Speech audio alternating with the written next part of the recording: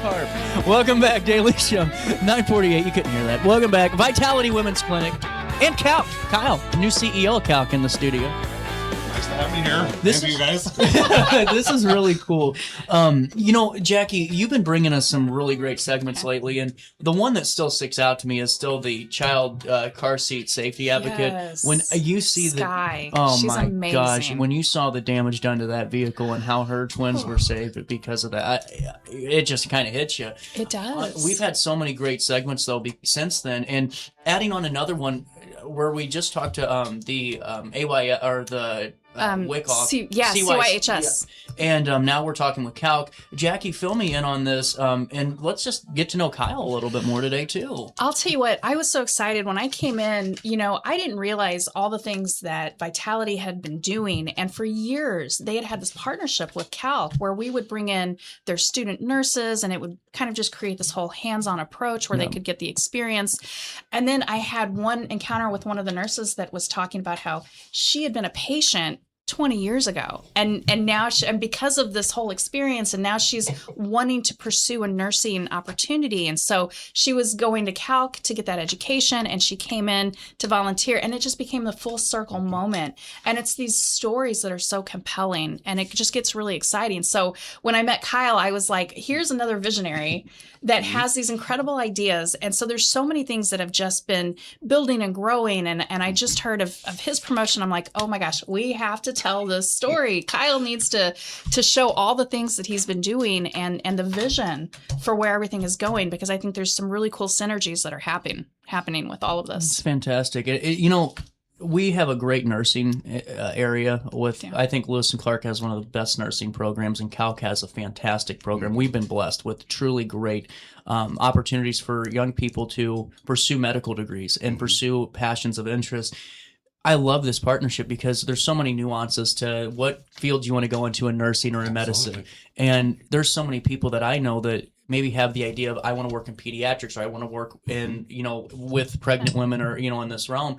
And it's great because you're providing an opportunity for both the patient and also the nurse to truly be vulnerable in a way that's not, TMZ headline vulnerable, but in a way where, hey, we're kind of getting to know each other we're here at the same level almost, and I don't know, Kyle, fill me in. Is that am I hitting on something here, or am I fishing in a different lake? I think that you have hit the money marker there. So nursing is very diverse. I think we can all understand that because, my experience goes from not just the bedside, but to the board. I was going to ask you, yeah. So what got me into doing the whole CALC leadership and nursing altogether was obviously I aligned with compassion and an approach to the humanistic behavior. I wanted to be a doctor, wanted to be a lawyer. However, something came to me that says this doesn't offer the emotional side that every human has. Yeah. We all try to bottle it up. We all try to put a face on, but at the end of the day, we all are processors of emotions, and those differentiate day by day, person by person. Well, that's where I kind of came in, as I was like, you know what? I'm not different. I always thought I was a little, hey, why are we doing this? I worked at the bedside. I loved all my patients. And then all of a sudden, I'm seeing that there's like staffing issues and things that are not contributing to the overall treatment plan. Well, I don't know about you guys, but when I'm sick, man, I want someone to fluff my pillows and just give me the good food. I don't want to deal with drama and all these other things. You're already not feeling well. Yeah. So I became a very bold advocate for that. Is I said, if I can't change the one person I'm taking hold of or that I'm assigned to, I can now take hold of the entire environment. So my personal initiative came from the initiative of change. I saw a healthcare that had aspects that were falling. Nobody was listening to the pitches. So I said, what can I do on my own? And what did I do? I started moving up in management. So I did that so that I can operate on a sector and then a department. Then it went from a building, then it went to a region, then it went to multi-state operations. Yeah. My whole goal was to just be the change. We operate on a lighthouse theory. I like to be for the light for all to see, so that we really emanate with those that are feeling dark, displaced. Let us be the ones that pull you in. It's such a great point. My grandma was an ICU nurse for 30 years, and she ran the mental health hospital in Alton for the criminal psych level for a long time, and then went into ICU at St. Anthony's. Now we're at a point where she had to get some really major surgeries, and yes, care is important and therapy is important, and making sure that your patient's hitting those marks and going.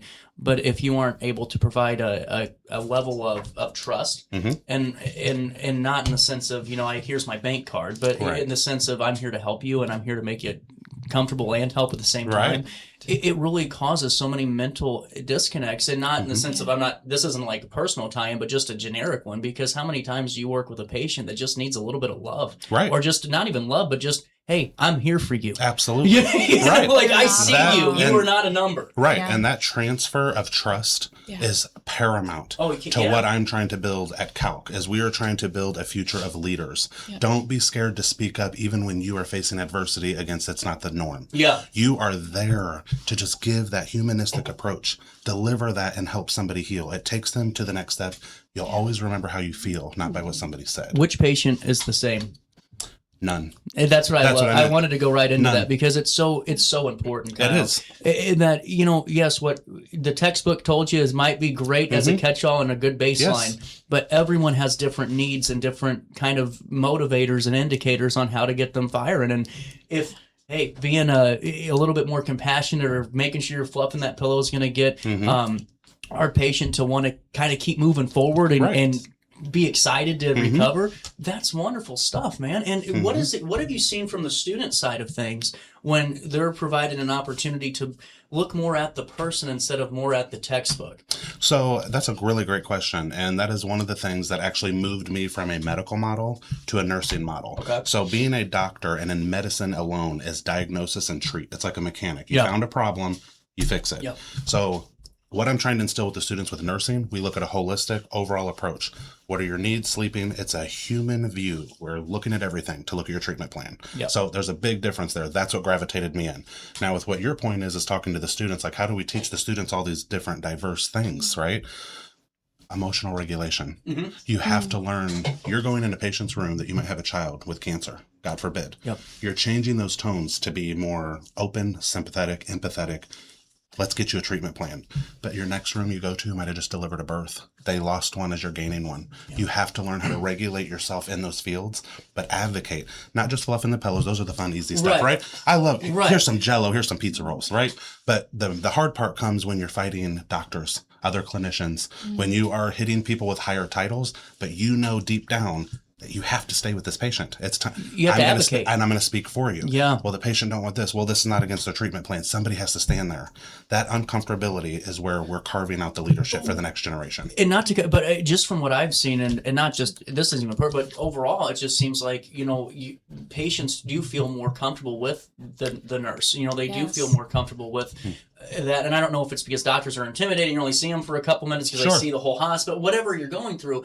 It's important that you hit on that because you are in a way that patient's advocate, and you can be the direct correlation of is the level of care what they needed? Are you hitting the boxes? Are they mentally there? Yes. Because if they don't have a team and their family can be there, but family can only do so much in a medical setting. Right. And we don't know what the charts say, or we don't know what the stream of protocol is at on that floor. Right. Yeah. So to really hit on that, man, I think that's so important because you could truly change somebody's trajectory, whether they're 85 or 45 on what they're going through. That's 100%. How do you manage? What do you advise your nurses on how to manage that? Because I'm sure also just being real about it, you don't get just the death and disease and illness. You also get the infighting that comes, or the stress levels that come with people that are seeing their loved ones in very awful situations sometimes.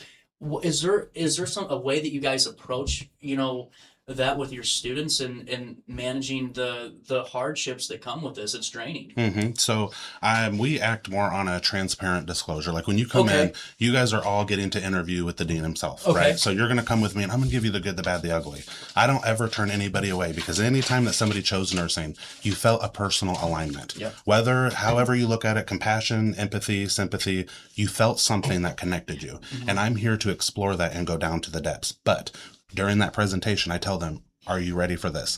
And if there is gaps in their story, and they're like, well, I come from this, and maybe I'm having a little issues doing this, we formulate what we call a student success plan. Okay. We have coordinators at every one of our campuses, so then they can look at things from childcare, transportation logistics, if we have any disruptions, anything that does not promote their success of their student experience.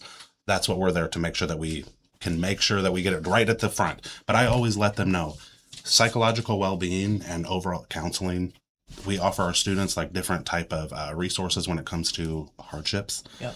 But we have counselors that come and talk to the class too, because nursing kind of comes with a lot. There's some scary things at times. I mean, it'll make you question yourself, but we're all in it for the right reason. Absolutely. And there, with that being said, we're talking to Kyle Ritchie, MSNRN, CEO, Career Alternatives, along with Jackie Duty, Executive Director of Vitality. Real quick before we move on to the partnership, take me through just an overview of what CALC provides, just for anyone that maybe is familiar, wanting to Sure. familiarize themselves. Perfect. So we are a private vocational training school. Okay. We have 3 campuses in 2 states. Alton being our hub. We've been here for 30 years. We just opened up our extension campus in O'Fallon, Illinois. Fantastic. And we just bridged over to Maryland Heights, Missouri. Perfect spot. That's what I said. A great spot to be. We offer 7 programs. yeah. So 3 are allied health. We do practical nursing. We do medical assistant and medical office specialist, but we also offer IT, business administration, cybersecurity, software Wow. developer. I know we're like your, what do you call it? What are some of those older schools that were around here for a long time, but they offered some of the same thing. Yeah. But I think that more importantly, we are what you would call, not society proof, but we're like inflation proof. We have jobs that are sustainable. Yeah. IT ain't going anywhere. No. Nursing's not going anywhere. No. All these other jobs, it is unfortunate, but we're going to actually prepare you for right now in the field. Right. So you Yeah. can pick one of the 3 campuses, and we're also looking to strengthen our clinical team. So if you're a bachelor's nurse, associate, come on down and apply at CALC. We'd love to have more instructors come teach over here at the Alton campus too. 1000%. Beat the tide. Right. Be the tide. tide. And be that light for all to see. I Lighthouse, like right? it. I Lighthouse. Lighthouse theory.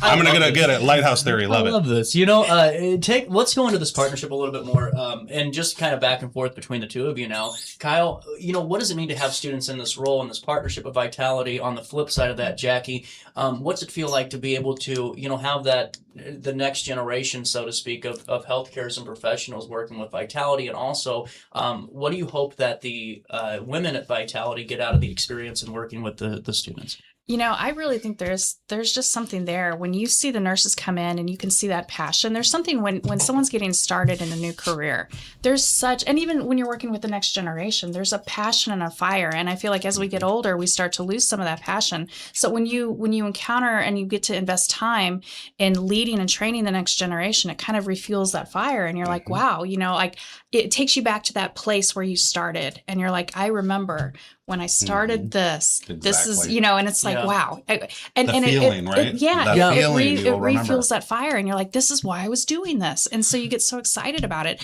And so to see that transition as these nurses are coming in and they're working with the nursing staff that we have, you can kind of see that really cool collaboration and just the connection between the older nurses and the younger nurses. I mean, it just gets really exciting to watch. And there's just something about the full circle moments. I keep going back to that one story of the nurse that came in that had an encounter with Vitality 20 years ago, and now she's in this position to pursue a dream that she'd always had. And, because you think, okay, nursing student, you immediately picture someone 18 to 25. No, we have a lot of the nursing students that are coming in their 30s and 40s, and they're just at a new place in life going, I want to continue, or I want to do something new. And so I don't think that there's a set age or defined demographic of people that are coming into the field. I think it's someone who is looking at, what do I want my future to be? Right. And then they start to pursue the path to get them there. And CALC makes so much sense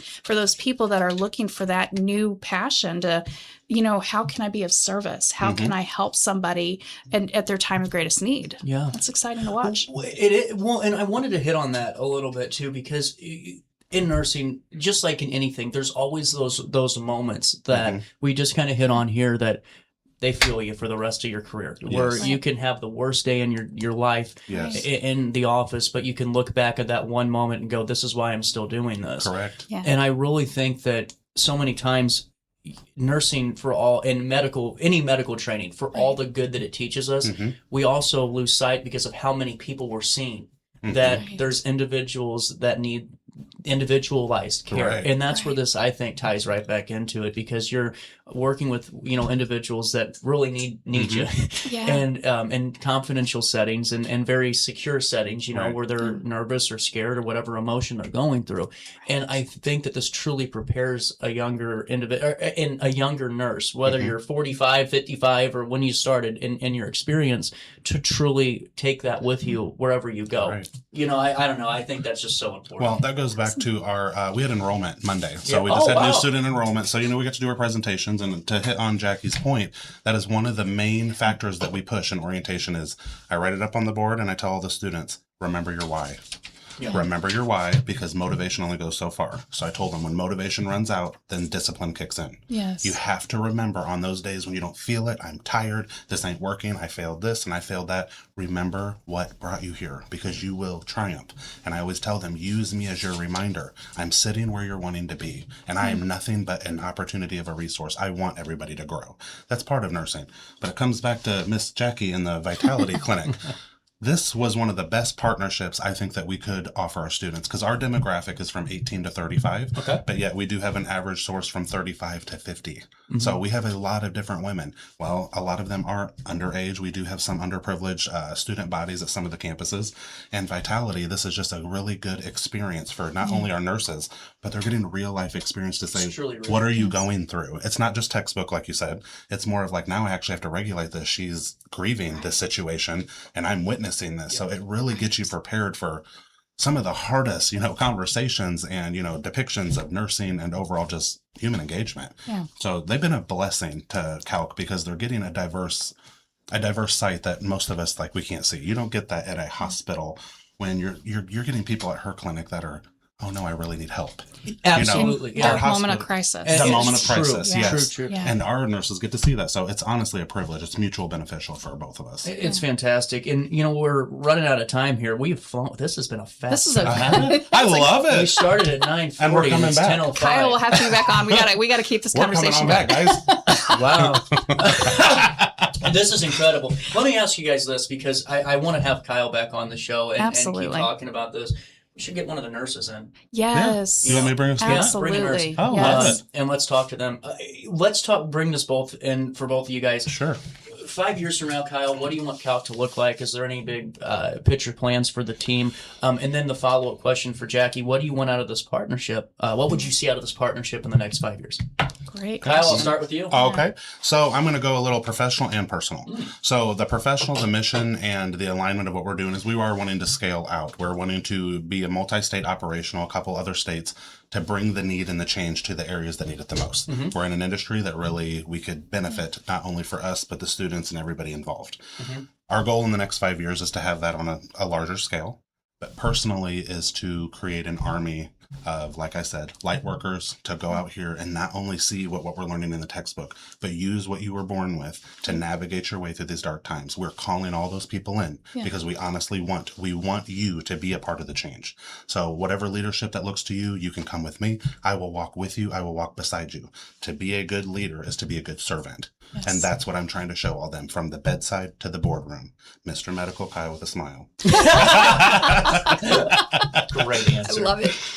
And that's what, in terms of vitality, I want to make sure that everyone knows that within the realm of vitality, we are so focused on like being hyper local. How do we be that resource for our community? But with that, I feel like there's some really cool collaborations that are building with the organizations that have a much higher calling on a much more regional and national level.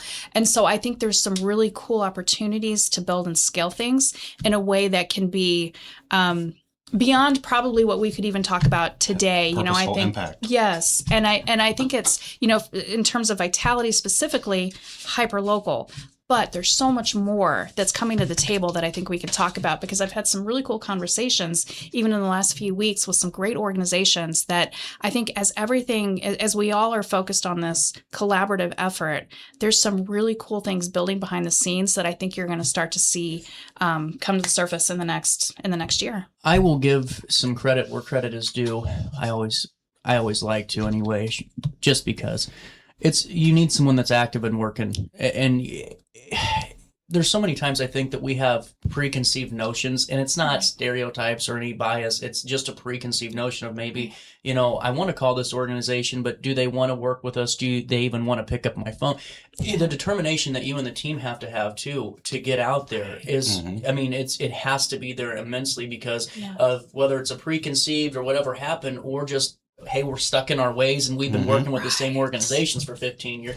It's really important because unless you're working and actively out there each and every day, this mission doesn't work. It truly doesn't, because it just falls. Even though it's there, we just don't talk about it and we kind of just leave it be. And it's really great to see that you guys are getting there and really just hitting the notch with it. Thank you.